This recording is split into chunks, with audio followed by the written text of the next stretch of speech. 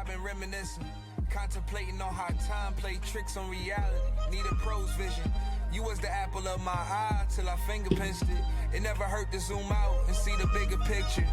What happens when you lug it? But the growing pangs of growing up got us all growing different. Always to my own admission. Most times I'm somewhere between delusion and healthy living. You showed your true colors, I still gave forgiveness. But if I showed mine, I get killed by the witness. Thought the glass was half full till you started spilling. Conversations ice cold since I started chilling. The fall off is necessary. The hurt made me legendary. Now these songs be sanctuary. To the lovers and friends, the ones who loved and lost and loved and lost and flipped it off, now they back loving again. At least until the summer begins. We all know how that story ends. Caught up in the cycle, my friends. Talk about the human experience. I pray one day we all get a grip. Until then, we just gotta live. And that don't mean to simply exist. You can't just let the soul disappear. You gotta add your own little twist. Yeah, you can trust in me. What's up, everybody? Welcome back to Visionary Rhetoric. I know it's been a while, but I had to do a bit of a reset, a refresh, so we can reconnect. Now, first and foremost, I'm going to throw it up on the screen, the places where you can find all of the content surrounding Visionary Rhetoric. First, it's Instagram, these two places. One is my personal, that's the Monster Prolific, and the other is the Visionary Rhetoric Instagram, which may change, but right now, this is the name that's up on the screen. The other place you can find me is on YouTube. That is going to be Tucker Media Nexus. That will have all things Visionary Rhetoric, Lifted Convos, and 2B1. So you can find any kind of content that I'm involved in, that I produce and create, right there on YouTube. And then we have Spotify and Apple Podcasts. I'm working on getting this on other for the audio. Spotify has audio and video. I think Apple Podcasts has started to implement that as well. I haven't tinkered around with it lately, but once I figure that out, you'll know.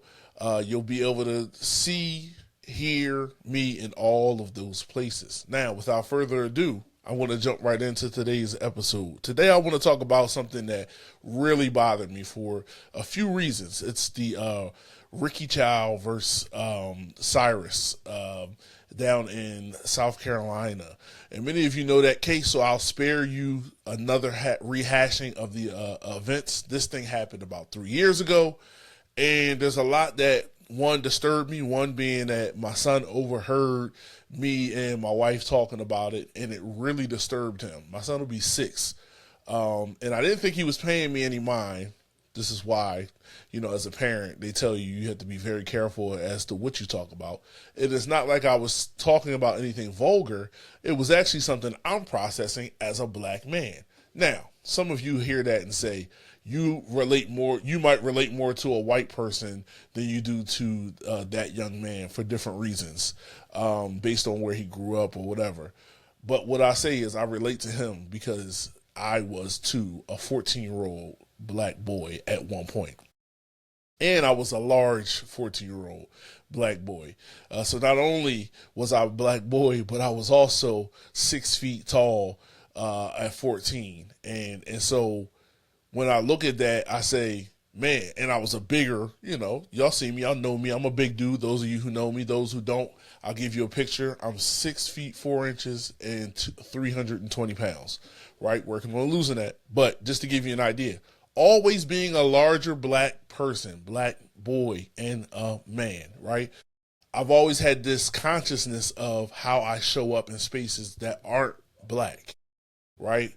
I'm never really nervous about the spaces that are predominantly black because those are my people. The narrative is typically that those my people, that's my cousin, that's my friend, that's my boy, my homie, whatever. That's the narrative, right? So I don't really worry about it in those spaces. It's when I'm in predominantly white spaces or spaces where the mindset is so colonized that their view of black people, and we'll get into that a little bit later in the episode, is negative. So I'm always conscious because I'm larger, and I have to make sure that the people around me, this is how I was raised. I don't actually subscribe to it as much now as an adult, but how I was raised was to make sure that everyone around me felt safe and comfortable with my presence so that I didn't get looked at as a threat and therefore face threat to my life. My goal was every day to just get home. I got to talk, right? As many of us do. We get the talks. And part of the talk is you need to get home. So if you're getting into an altercation, don't go back and forth. If it's with the police or some type of authority figure, or even if it's somebody who you don't see as an authority figure, if they're not black, do not go back and forth. Even if they are black, do not go back and forth, because people have different ethics and things like that, right? So you may cross a line of respect that you didn't even know was there because that just didn't cross your mind. You might have just been speaking up for yourself, whatever it may be. But the whole point is this, right? The whole point is the lack of value of black people in this nation, right? Because if you know Ricky Child got off. I believe it's Ricky Child. Even when they double back, the judge doubled back, just to make sure that everybody's verdict was what they wanted it to be and there was no change, they doubled down, right? They doubled down, right? And so you see there the value. And everybody can say this wasn't about the water, this wasn't about him stealing, this wasn't about any of those things. It was about someone fearing for their life. And that's how they painted the picture. I believe that the defense did an excellent job, obviously. And I believe the optics of having a black defense lawyer for this man disarmed people in this era of colorblindness, disarmed people tremendously, because it's like, well, if this black man would take this case on, right? This is probably the mentality. This is probably the strategy behind having that type of, behind having that man, that black man, black presenting man, as the defense lawyer was, this will look good optically. And this will make the jury go mentally, there's a black man representing this Asian man who killed this black boy. Therefore, there could be no racist issue here because a black person wouldn't take this case on. But we know all skin folk ain't kinfolk, and we know all black folk ain't created the same. So, and they don't think the same, which is fine in most cases, but in some cases it is detrimental to the community at large. But what I want to say is convenience has defeated us. It's not violence, it's not a lack of talent or even a lack of money, but convenience. This case that I mentioned to kind of start this episode off is really about a pattern and a mindset. It's not about, whether he got off or whatever. It's about a pattern and a mindset, right? There's a culture of apathy that is woven in to the DNA of white supremacy. And that white supremacy isn't just upheld by white people, right? A lot of people like to think very simply. They want to keep it simple and things of that nature. But it's not just upheld by white people. It's also upheld by people, immigrants, right? So Asians, Latinos that come here, definitely Europeans, and even sometimes Africans coming from the continent of Africa, from the different many nations that span across that continent. For many of you who don't understand it is a continent, those nations and those people coming here, right? They have a narrative that's built out of white supremacy, right? And I want to talk about later the mirror that we've been using, the white supremacist mirror that we've even used to even define ourselves and declare whatever we believe about our self-worth and how we've shown up or not shown up for ourselves because of that mirror. So this isn't an anomaly, right? When you see a case like this, many people will want to say this is a one-off, right? This type of thing doesn't happen. We cannot correlate this to some type of racial issue. And wow, it's another minority or maybe if you want to say underrepresented population of people who are being represented by one party who killed the another party that could be considered marginalized, right? So then we want to say this is not about race because we don't believe that, it could play a factor in all of this. If you're going to initiate chasing down and then create a scenario where you feel the need to kill someone over a water bottle, there's something at play here. Either you're deranged and don't need to be on the street, whether that's in jail or in a psych ward, or you're racist. One of the two. Because the boy didn't steal anything, and we didn't find out about the gun until they went in the bag. That's why I don't understand why the prosecutor didn't hammer down or drill down on that.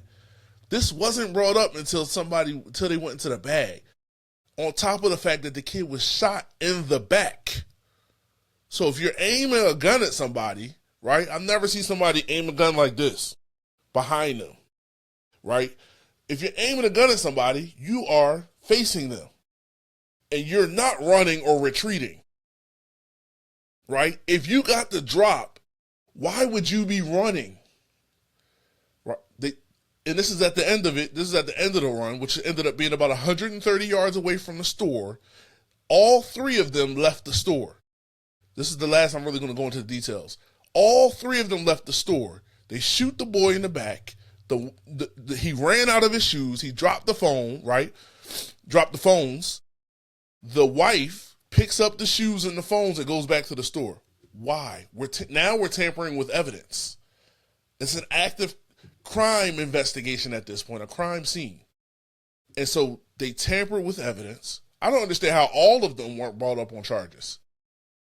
But the problem is the prosecutor went for first-degree murder, and we know when we talk about the letter of the law, you have to be able to prove that it's premeditated, meaning there has to be some proof of a setup that they wanted to kill that boy and that they planned this out over time, or that they don't even have to be over time. It just has to be a clear plan to kill that boy.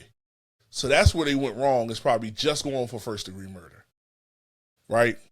They probably should have went for the lesser of it, maybe like manslaughter, one of the manslaughters, and then they could have added other things in there, and maybe the person doesn't get life, but they get a long time. And Ricky Chow ain't that young, so if he was going to get 20 years based on charges that could actually stick, he may not see the 20. In the sense of he may not complete it because he's not a young man. Right? And so there's a lot wrong with this case. There was a lot wrong with the trial, right? And because of that, because the defense was able to play on the letter of the law and was able to play on, it's not about a water bottle. It's about a father who feared for the life of his child. And he stepped up. He was able to make the jury feel like it was their duty to bring back the verdict of not guilty, right? So he goes free. But this is not an anomaly. This isn't a one-off event. This is something that has been going on for a long, long time. We got one example, prime example, very similar age. Latasha Harlins with the orange juice in Los Angeles in 1991. Accused of stealing, had the money on her person to pay for the orange juice, was shot in the back of the head by Soon Ju Do. I believe that's her name. Soon Ju Do. And the thing is, they convicted her, right? So it sounds like, oh, that's better, Levi, right? That's better. They convicted her. So there's no complaint there. The justice system worked. Yeah, but then the judge went back and said, no, we're just going to do 5 years probation. She'll pay a $500 fine. She'll do 400 hours of community service, and she'll pay restitution for the funeral fees. Never saw any jail time. Was supposed to do 10 years. That's not enough. But then never saw any jail time. Never saw any jail time. Again, the culture of apathy, the culture of hate, right?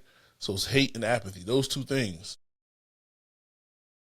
It's a culture of that within white supremacy.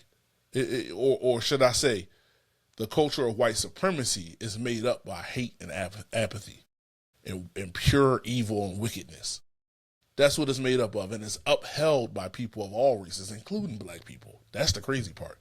We've been so beat down by it that many of the brothers and sisters that should continue to fight against it and continue to live our lives as we see best for our community have been acquiescent, right, or capitulated to white supremacy in such a way that anytime something like this comes up, you have a large swath of our community that fall right into the narratives.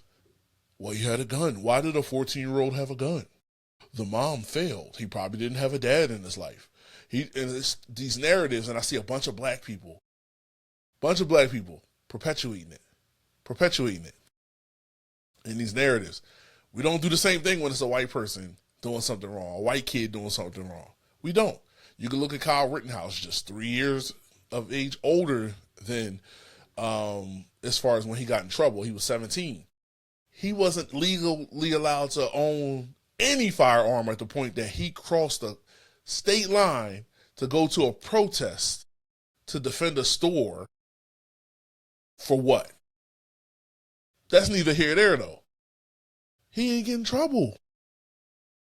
He became the right wing's hero. They were announcing this dude. He was coming out. And I mean, it's just crazy the difference. 17-year-old white boy with an AR, national treasure. 14-year-old black kid with a pistol in his bag. Why does he have that? Somebody failed him. The usual suspects. What if we start, you know what? We should start talking like that when there's a school shooting and it's the usual suspects. Now, that's not something to joke about. That's not something to be numb or passé about. But my point is, they wouldn't accept that. They wouldn't accept that because they're always able to separate themselves from the worst, what they would consider the worst of them, when most of them have pure wickedness within them. They're always able to separate, well, I'm not like that. I wouldn't shoot a school up. I wouldn't do a mass shooting. But you walk around with this hate or apathy in your heart for black people. So we got Latasha Harlins, right? And even with the video evidence that this was totally unjustified, the judge still says, no jail time, just 5 years probation, 400 hours of community service, restitution for the funeral, $500 fine. That's how much Latasha Harlins' innocent life was worth. 5 years of probation, $500 fine, 400 hours of community service, and just the restitution for the funeral fees. That's what her life was worth. That's what it was worth to them. And the system, bathed, created, produced, driven by white supremacy, that's what our lives are worth, right? And at least they can say, well, at least they got something. At least they charged something. At least she was convicted.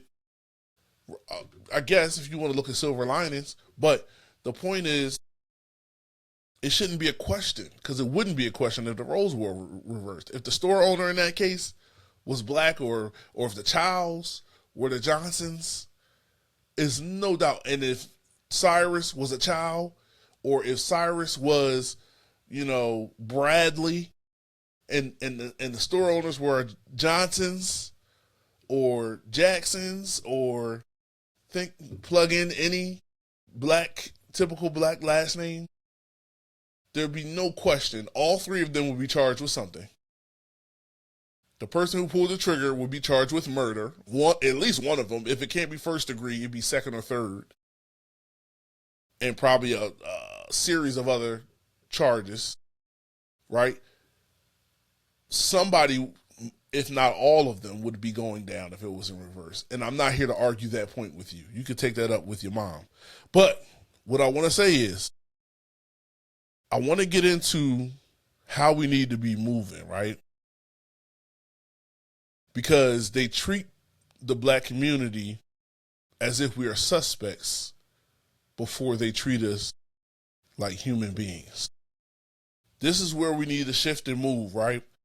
And I want to talk about how these businesses that operate in our communities don't collaborate and cooperate. They don't cooperate with our community. They just operate within it, take our money, and don't feed back into the community. So, a couple things to kind of set up the next portion. There's a money reality. So black-owned businesses are denied loans at about twice the rate of white-owned businesses. I'm going to go off, kind of build this up a little bit for y'all. Only about 16% of black applicants receive full funding compared to around 35% of white applicants, right? Disparity, right? Black business owners often receive smaller loans, even when qualifications are the same. Where else have you heard that at? It's usually larger sentences, even when the offense is the same, when it comes to drugs or anything else. But in this case, they flipped it, right? So in the criminal justice system, we get treated unfairly, right? It's not equal. Everybody says we should be looking at equality, not equity. You know, right? Equity is like a curse word to the wealthy. Equity is like a curse word even to the poor whites, because the wealthy convince them that equity is bad. The wealthy convince them that empathy is bad. So they normalize the wealthy never contributing in a significant way, unless it helps them in a significant way, to any cause that affects anybody under their tax bracket. Let's call it tax bracket. But the black business owners, they get smaller loans, even though the qualifications are the same. They also tend to pay higher interest rates. So really, it's not about effort and it's not about access. It's about the terms. See, what happens is these black businesses get these loans, right? And they need these loans to get started, just like most any business owner would do. Even a wealthy one would use a loan over their own liquid cash to start a business. They always say, when you talk about real estate, don't ever use your own money. That's the game. You talk about wealthy people, they don't ever use their own money. Most of their money is either invested in assets or stocks, or it's also covered by trust. So they don't use their money. They use our money because the banks use our money. So they go get loans because they have all these assets. And the bank says, yeah, we'll give you this loan to do this. And that's how they do their deals. That's how they close deals. That's how they, renovate properties that they buy. That's how they buy more land. That's how they do whatever, right? They don't ever use their money. They use our money. Just like with taxes, these government contracted contracts that get given out, right? These are all done with wealthy individuals who have businesses that fit whatever the criteria is for that particular contract, and they go get this money. And they do what they have to do. They cut the corners they cut to use as little as possible for what they're being contracted for. And this is just me just thinking and knowing how they think.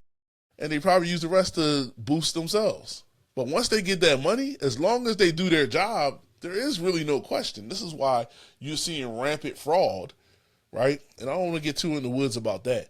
But this is why you see rampant fraud happening. You see all these companies getting contracts that just opened up, right? Many would consider them to be like shell companies. They just opened up out of nowhere. But there was like this whole thing. She got like $143 million to this company down in the DMV that had just opened up within a year of this current administration, and they got a contract, and this money went over there. What in the world is going on? That's clearly something to look into. Can't say that it is fraud. Can't say it was something that she did, but yeah, that's something that any upstanding administration would have the DOJ look into. Oh no, we got to look into that. Why? What is this company? How is a company like basically a year old getting $143 million contract? And what is the contract for? What are they doing it for? But neither here or there. So it's manufacturer struggle. And then they turn around and say, y'all lazy, you're dangerous, all these kind of negative things, right?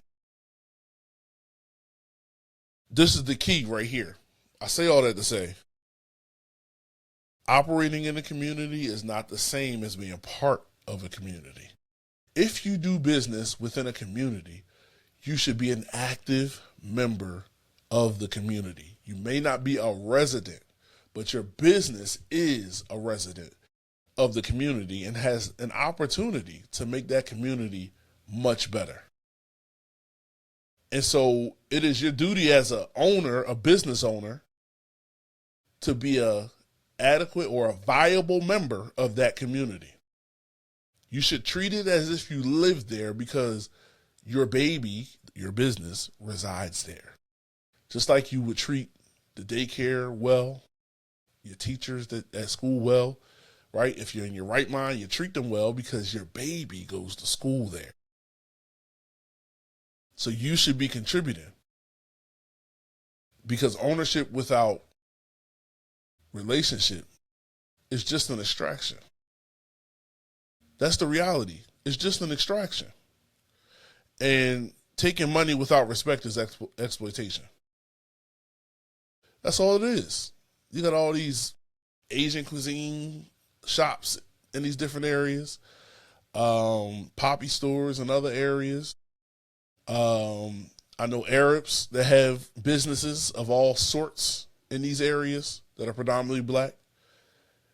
And the stories you hear about how community members are treated, the stories you hear about, right, the opportunity for employment from these establishments within these communities.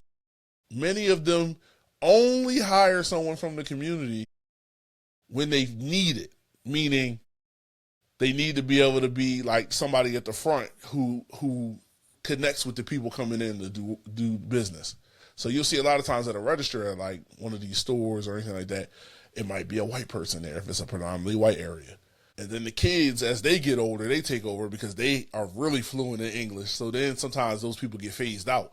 But yeah, job opportunities, right? The mindset is this. You know, I seen this clip. This guy goes, "Oh, you all say let's boycott Asian businesses. All right, then. You know, those microphones you do your advocating for black people on, where do you think that's made? Those cars that you drive in, where do you think that's made? Those, of course, like the restaurants and stuff y'all like to eat at, obviously, you got to stop eating there." He started naming all this stuff. He was like, the sneakers you like to wear, Jordans and Nike and Adidas and all that, where do you think those things are made? Like, he went on this whole rant. We don't need you. We operate in white communities too, and we have our own communities, Chinatown and all. He started naming all this stuff and going all in. All it did, and my son said it, all it did was, and the guy Matt I follow, he said it too, was expose. And if you're watching that, and I'm sorry to the Asian folk that don't think like that, but if you don't think like that, you got to speak out and against that. If you don't think with a white supremacist, because then there was a white dude with the SEC stuff that was saying kind of the same thing, like, let's see how they like playing baseball or tennis or this or that. First of all, whatever we put our hands, don't tempt us with a good time. Don't tempt us with a good time. Because truth be told, if we go back to baseball and we talk about the Negro League, the reason why they integrated the MLB was literally because the Negro League was a better product. It was a higher quality product. The players were better in the Negro League. And you can go look that up. Some of the records that the players have there are still standing. So you can go look that up. So don't do that. Or won't you go do those sports? Guess what? If we go do that stuff, football will plummet. Basketball will plummet. Because guess what? I don't care how good or how much better y'all boys are getting, right? Don't nobody want to watch that product without us out there. Let's keep it 100% real. Don't nobody want to watch that because there's not enough of y'all that can do the things that we can do. You got a Christian McCaffrey. You got, what's your boy on defense? Crosby, right? Hopefully the Eagles might be able to get him. We'll see how that work out. We'll see, man, how he has done crazier things.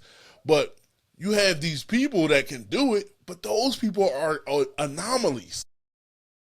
Don't nobody want to watch the line push against each other all the time. And guess what? Most of y'all is on the line. Most of y'all is on an O line. So you take away you take away us, you take away all the skill positions where all the electric happens. So go ahead and play that game if you want. Oh, we'll see how you like it. Well, yeah. And we'll stay up north. We won't do the SEC, which is historically one of the, highest quality divisions, right? We won't do the SEC. So you can play that game if you want. I work at Villanova University. It's not perfect, but if your young man is D1 level and can play well, look who's in the NBA Finals right now. Send him to Villanova. Make sure them books is straight. Imagine if I'm in the Philly area, right? So I'm talking Philly and the suburbs all around the whole city. Montgomery County, Bucks County, Berks, Chester, what else? Delaware, obviously. That's where I live, Delaware County, right? Even in the tri-state, we talking about Delaware, North Delaware, South Jersey, right? That area. Imagine if the greatest players coming out of high school in that area said, we're going to the Big Five. I'm talking about D1 quality players. We're going to the Big Five. We're going to the Big Five to play. Big Five. Villanova University, St. Joe's University, Drexel, Temple, LaSalle. Imagine if the best players in the region, instead of trying to run off to the south, particularly the SEC or anywhere in the south, said we're staying here and we're going to the Big Five. That's it. These programs would be amazing. They already are amazing in their own regard and they do their thing. But they wouldn't even have to look. There's so many players, they probably wouldn't even really have to look anywhere outside of the tri-state.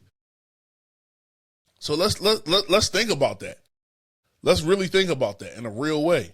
Some of y'all, I got friends, the kids is playing sports and they're trying to go big time and all that. Don't forget about the Big Five here. We got Division I teams right here. And then to the Big Five, recruit in the area. I think LaSalle just did it for basketball. It's like 3 players they just recruited, I think, coming out this year. That's what y'all need to be doing. Get them players now. I know people that played at LaSalle, St. Joe's, Temple, right? I know people that played there. My thing is, why don't you go there? Now, here's what the demand or the command would be to those operating businesses, right? First, you got to go from operating to cooperating or collaborating with the community. That's one. But here's the demands in that, right? Move from the mindset that you don't have to respect us to take our money. That's the one thing. Move from that mindset. You do. And we'll hold you to it. Black people, that means you got to, and I'm going to get to you, you got to respect yourself. If you want them to respect you, you have to first respect you too. Because you can't even begin to command. I'm not saying that if you respect yourself, they will respect you. But guess what? If they don't respect you because you respect yourself, you'll be willing to stand 10 toes and act locally. Right? So here's the demands. Treat people with dignity. Treat people with consistency. Right? White person come in your store.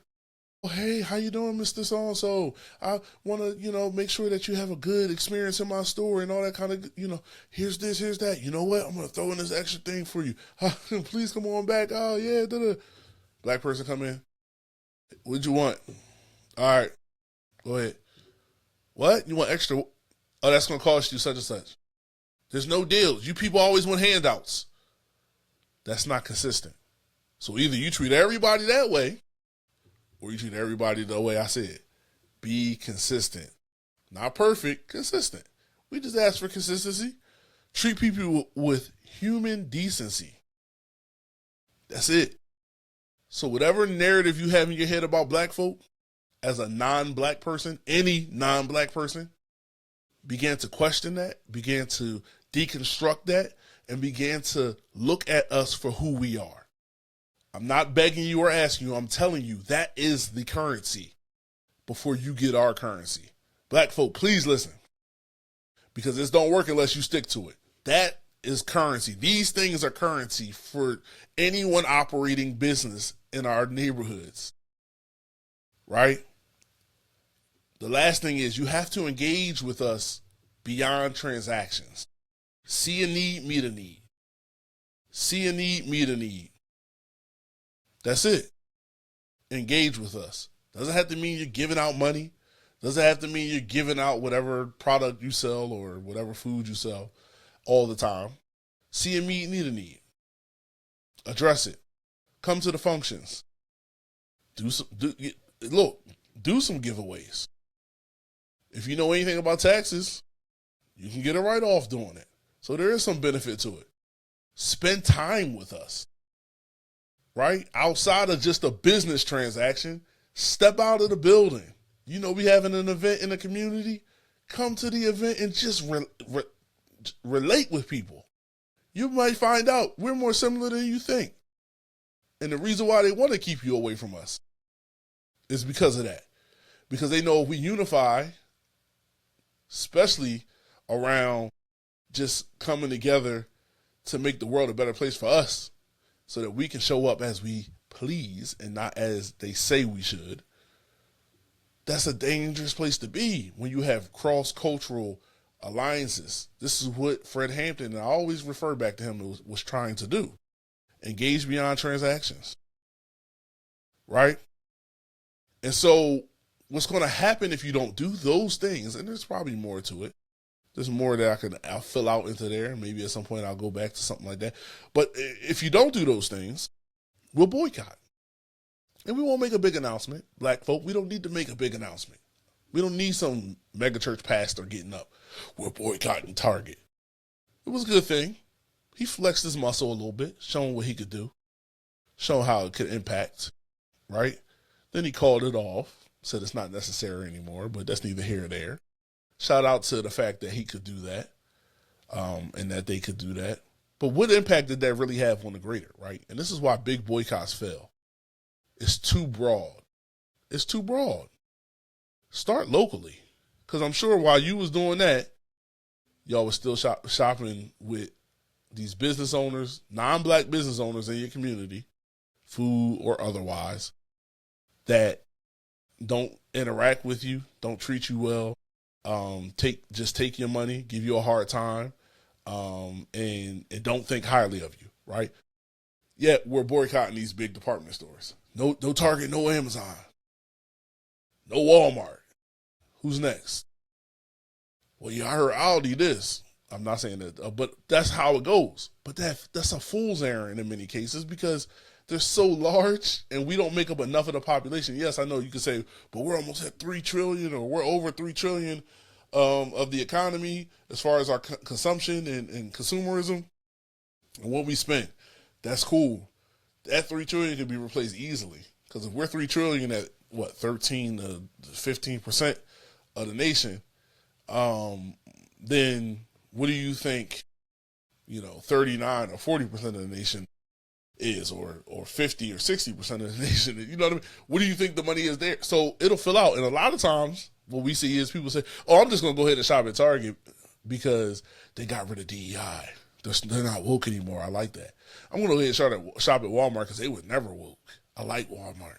I'm going to Walmart. I get deals and they not all wrapped up in that wokeism and all that kind of stuff. They're going to make up for it.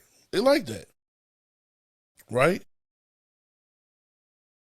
And the problem with telling people to boycott these places is it's very limited. There's really only a few places that do what they do. So you can say, well, you can just go to the grocery store. Grocery stores aren't problematic.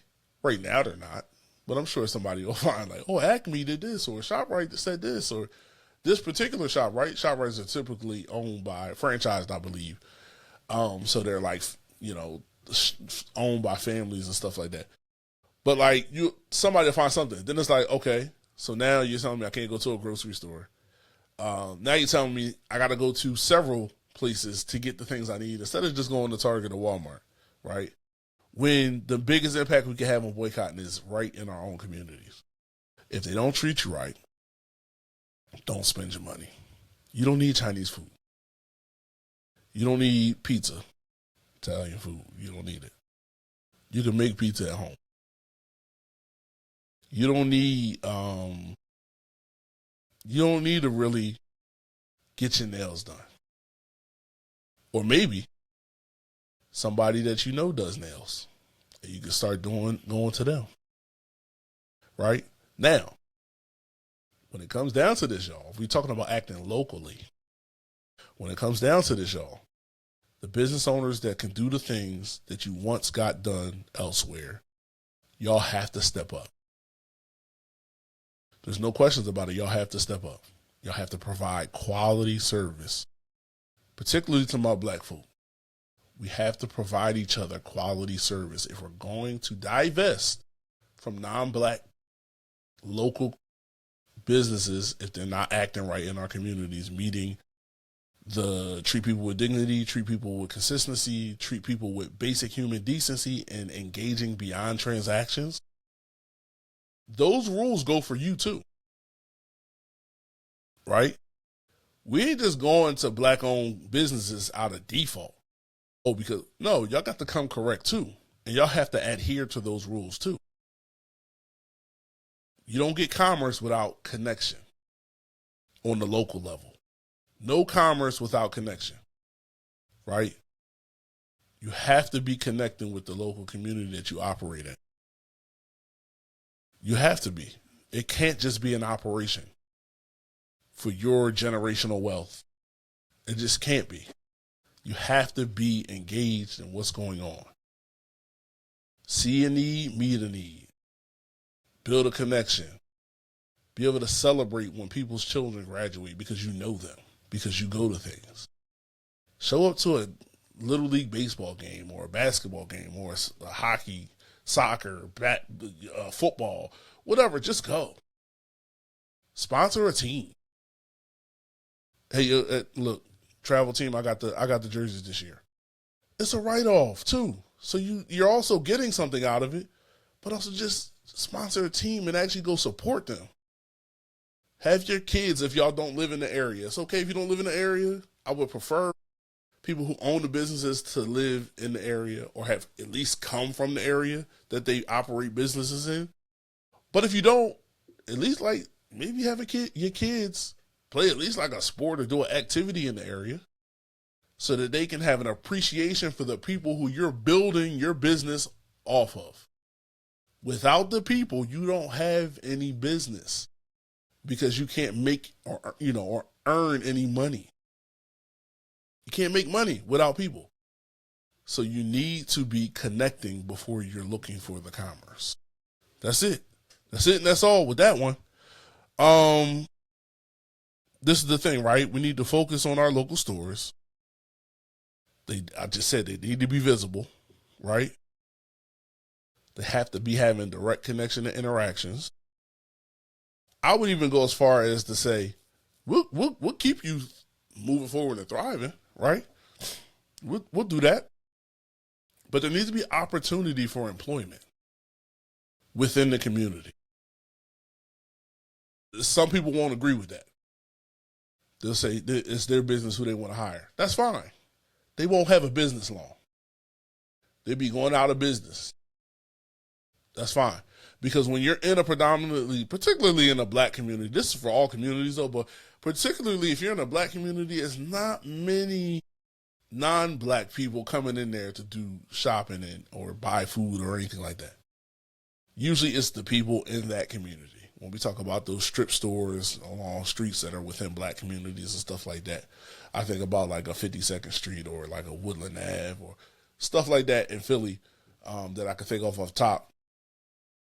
When you're in those areas, predominantly the people who are there, predominantly black, are the ones shopping at your store. And there's not really many non-black folk coming into that community to do some shopping or buy food. It may be some, but it's not many, right?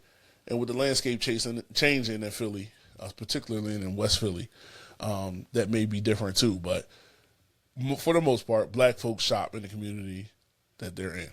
So that's what we need to do, right? Here's the thing. We don't need any permission to determine where our dollars go. Like I said, no connection, no revenue, no respect. No, I said no connection, no commerce, no respect, no revenue. Simple as that. If the businesses in the community, they must respect the community. They must engage with the community. They must contribute to the community. There's three more kind of like rules of engagement. They must do those things, right? But this leads me to an internal work. See, all that means nothing if we don't do the internal work individually and collectively. We have to have a different mindset about who we are.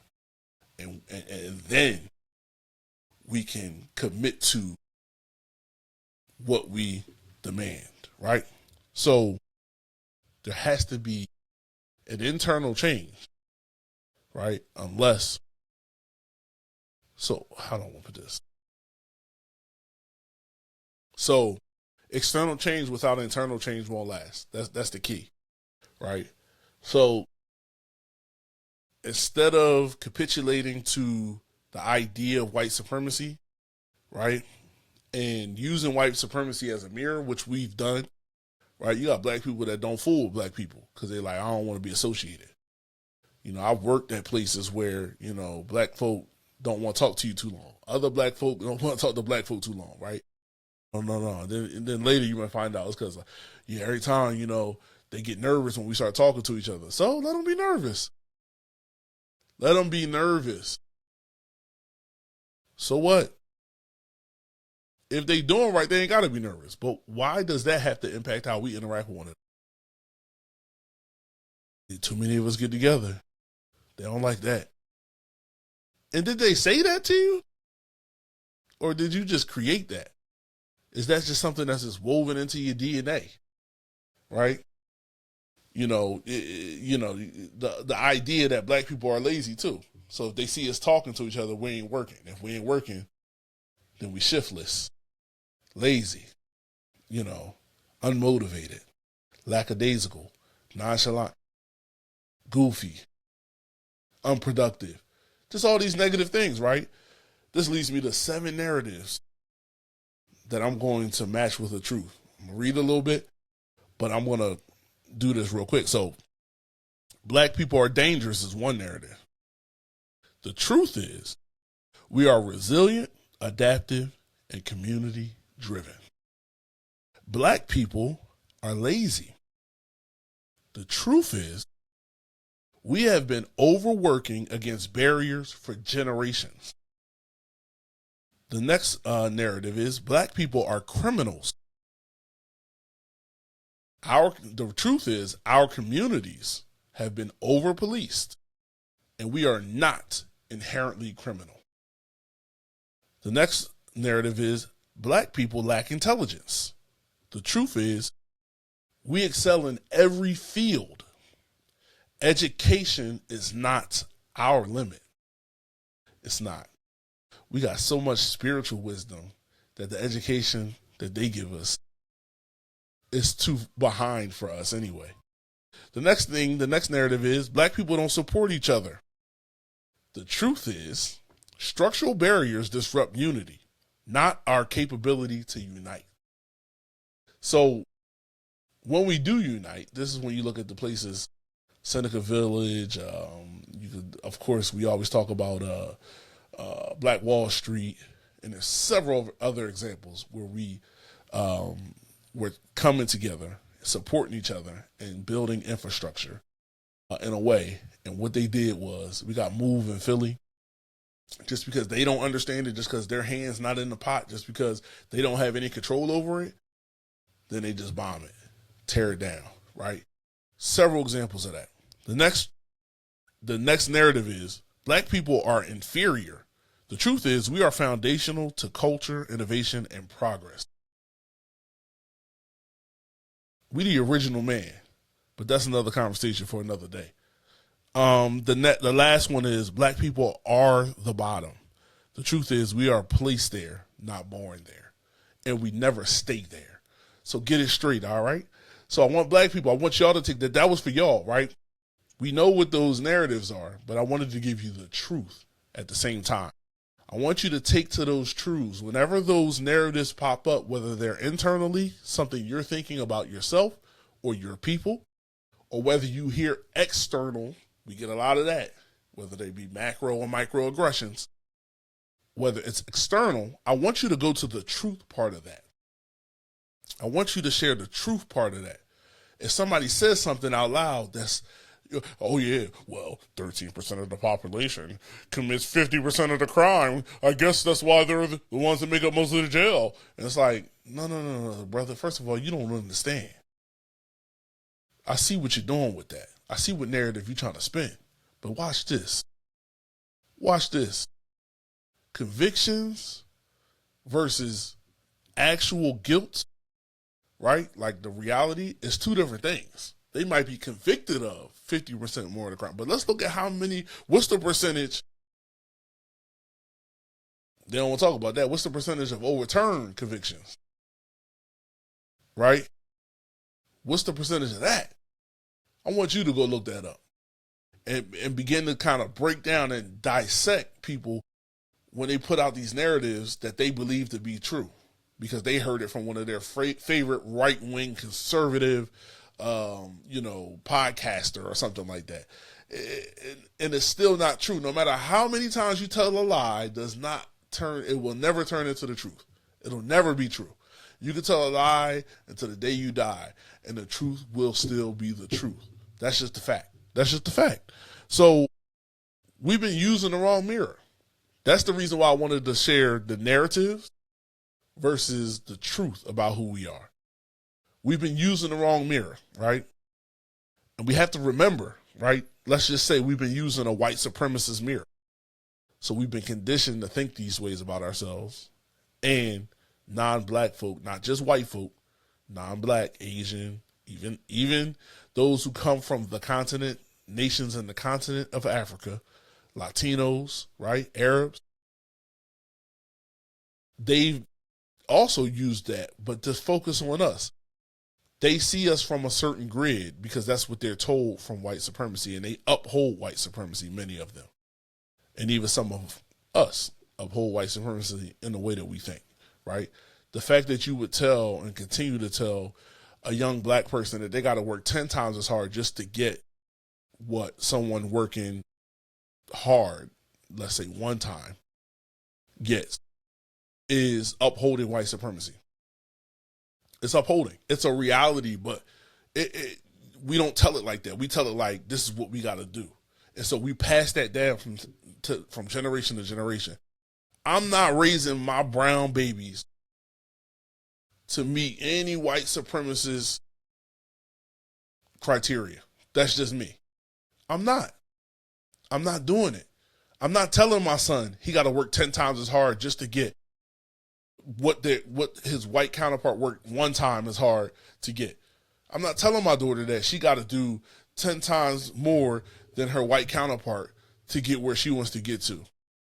And in some cases, she'll get there and her white counterpart will have done less, but still get more than her. I'm not telling her that.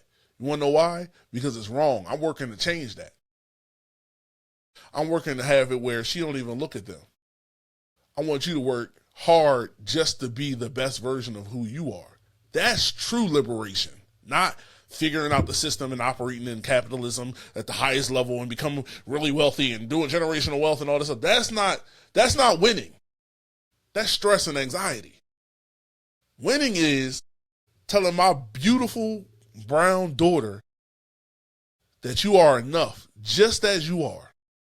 Telling my beautiful brown boy, he's a little on the lighter side, that you are enough just as you are. You're a brown boy.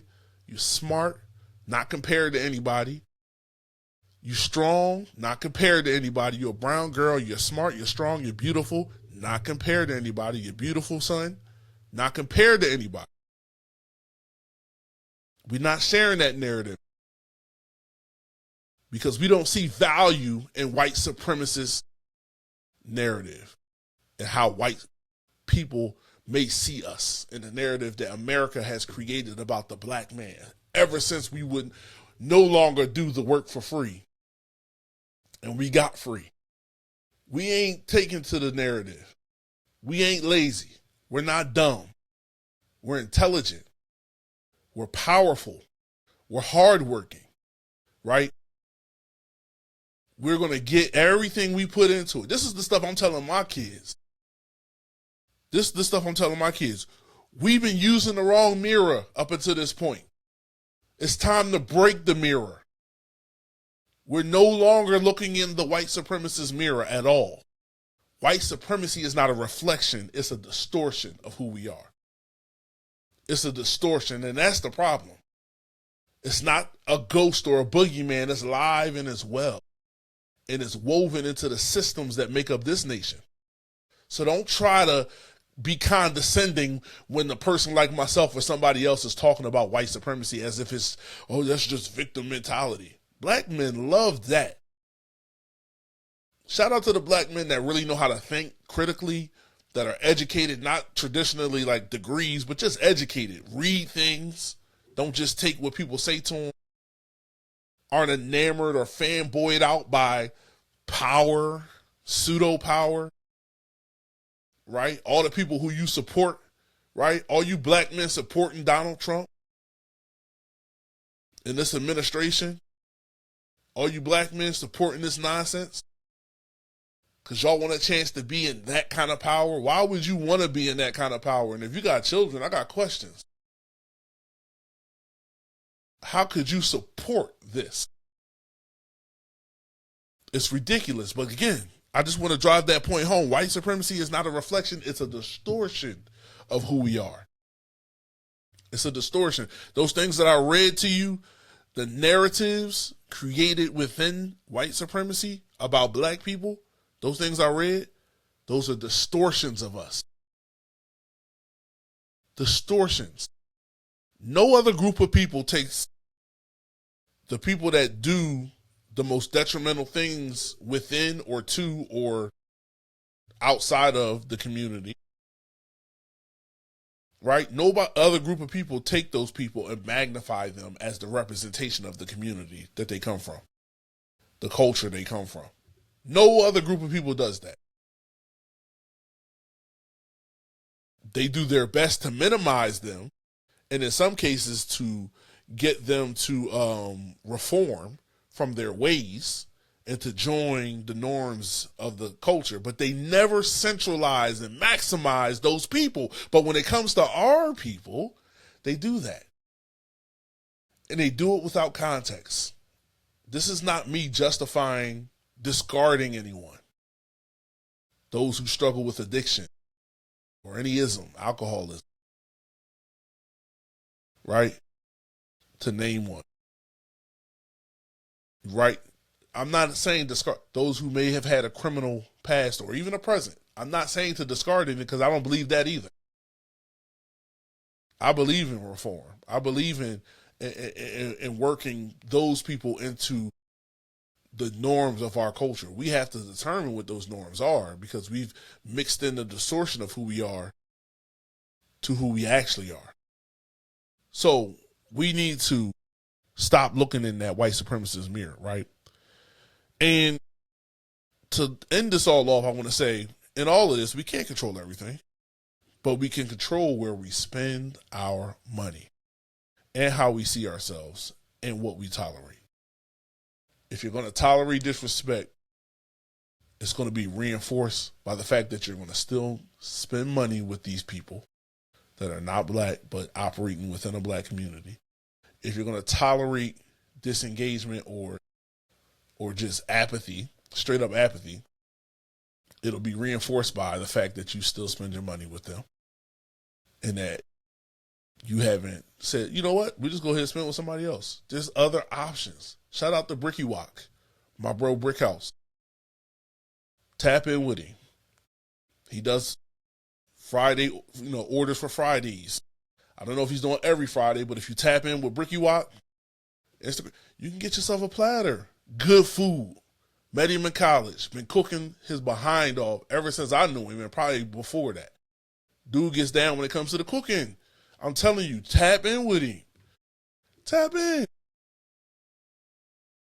Simple as that. Stop spending your money with people who don't appreciate you and where you come from. I assure you, my brother Brickhouse is a man who will appreciate you, and he's a black brother. Bricky Wop. Right? Call it what you want. I just call it good food from a great person. So tap in with him. We got other places we can spend our money. We got other places. So let's invest. We got black coffee places, right? Coffee Black is a spot that I was put on to. I gotta actually get myself order of it. But yeah, I got put onto that with Deontay Kyle and Grits and Nick podcast, Big Ice Cup Cat, right? I got put onto that with them. Like, these are places where black people are doing things. Shop with our people. They do it. The only time they don't is when it's food that they don't really eat. I don't want to say nothing, but, I work next to a Chinese restaurant, and I can tell you, they don't eat what's on the menu for the most part. I seen them eating more vegetables and the white rice for lunch. I've gone out the back of the store I work in, and their back of the store, the strip of stores all in the back. You go out the back, they sit out there eating their food during lunch, or if it's the evening dinner. One, many of them were in these crouched positions, almost working on flexibility and mobility while they were eating. They were eating in crouched positions. So take that however you want to do. But if you want to get limber, got to get moving, got to get going, got to get flexing and all that kind of good stuff. But they eat what they serve us. They ain't have all of the sauce and all that stuff on there. Sure, they had some type of sauce, but it wasn't that thick, probably MSG filled sauce that we so love in America, right? So I say that to say, right? Respect is a minimal cost of doing business in our community. That's minimal. Respect is minimal. At minimum, you must respect us. Right? And we can spend money with you if you respect us. All those other things, that's just like we build into that. If you can respect us, then we can build to the deep interaction where you become a part of the community and not just an operator within the community, right? If you don't honor us, you don't get access to us and our resources. I work hard for my money. So if I'm going to spend money somewhere, the quality of the product better be good, the food better taste good, and it better be prepared correctly, fresh. You understand what I'm saying? Those are things that I expect when I spend my money. But also, if I'm spending money within my community, there needs to be a mutual respect, and there needs to be an honoring of those who are funding your family, essentially. These people are sending their kids to college off of our hard-earned money. They're sending their children to college off of our hard-earned money. And the least they can do is respect us. And then what they should graduate to is honor us. Right? The child's probably, their son, he was talking about something. Yeah, I just started a job at a insurance company. How much you want to bet the money they made from that gas station sent him to college? He might have got an academic full ride, right? I know these things because I work in higher education. But in many cases, to get the full ride where you get housing covered is very, very difficult. There's not a whole lot of options out there for that. How much you want to bet they were able to pay for his housing, the books he needed, any extracurriculars he was doing, like if he wanted to study abroad and all that kind of stuff. Dude was, oh yeah, I just started it was never a plan for him to have to work at that gas station. In fact, part of the gas station was probably so that they could pay for his college. And they probably was going to retire after they probably made millions of dollars off of it, but they were going to retire probably once he finished college, we done. Now they'd be good. They back to, life as usual for them. I mean, it ain't going to be life as usual because you see what happened to George Zimmerman. Their life will never be the same. They'll have to move to some podunk town and disappear. For real, for real. And even then, I don't know. They might have to move back to where they came from. Now, his name was Ricky. Not very, not a very authentically Asian name. But, yeah, I would imagine he was an immigrant. And so he might have to go back to where he came from in order to have some semblance of peace. Mentally, he'll never have peace because he knows that was wrong. Neither here or there. I wouldn't be surprised if his son is the one that did the shooting, and he just took the rap for it because he didn't want his son's life messed up. But that's neither here or there. Nor can I, substantiate that claim. So allegedly, that's the thought that could have been the case, and he just took it because he's the father. He's not going to let his son's life go down the drain. But yeah, either way, this is where we're at, right? To close out, I want to challenge you, right? All these things that I said, you have to go against convenience. You have to go against convenience because convenience may have defeated us before, right? I started off with convenience defeated us. It may have defeated us before, but consciousness is how we win. That consciousness of how you feel about yourself. The consciousness is how you feel about people who look like you.